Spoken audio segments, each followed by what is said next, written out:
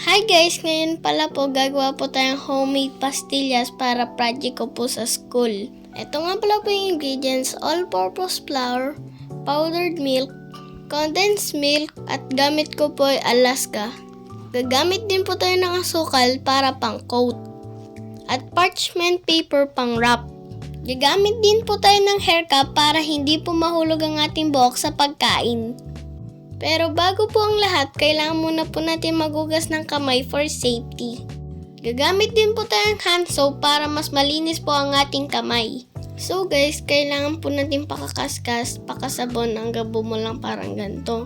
Pag okay na, balawan na po natin ng maigi hanggang sa mawala po ang mga sabon sa ating kamay. Pakapunas po natin ng ating kamay para po tuyong-tuyo. Sa isang malaking bowl, lalagay po natin ang 2 cups powdered milk. Susunod naman ang 1 cup of all-purpose flour. Tapos kalahating cup ng condensed milk. Tapos halu-haluin na po natin to. Halu-haluin po natin to ng mabuti hanggang sa magbuo-buo. Pero bago ang lahat, magpapakyut muna ako. So guys, buo-buo na siya, malapit na siya maging pastillas. So guys, okay na po to, mamasahin na po natin siya. Mamassage lang po natin siya para pino po ang pagkabuo niya. So ayan guys, aalisin na po natin siya sa bowl at bibilugin po natin ng isang piraso. Pakamasa natin para mag-blend lahat ng ingredients. Tapos i-flat natin ng parang pizza dough. Tapos maghuhulma na po tayo.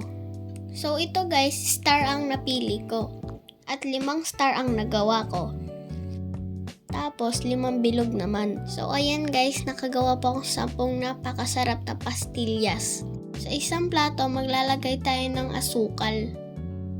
Dito natin papagulungin ang mga pastillas para hindi magdikit-dikit. Tapos, lagay na po natin sa isang lalagyan. Pwede na natin kainin to kung kailan natin gusto. Sunod naman natin i-coat itong mga between. Charan! Tapos na tayo. Meron nga pala akong pantusok dito para hindi nakakamainit ang mga pastillas. Charan! Sigurado akong matutuwa dito si teacher. Tapos, takpan na natin to ang ating finished product. Next natin gagawin itong mga pahabang pastillas. So, nakagawa po akong 6 na pahabang pastillas. So, ayan, magbabalot na po tayo.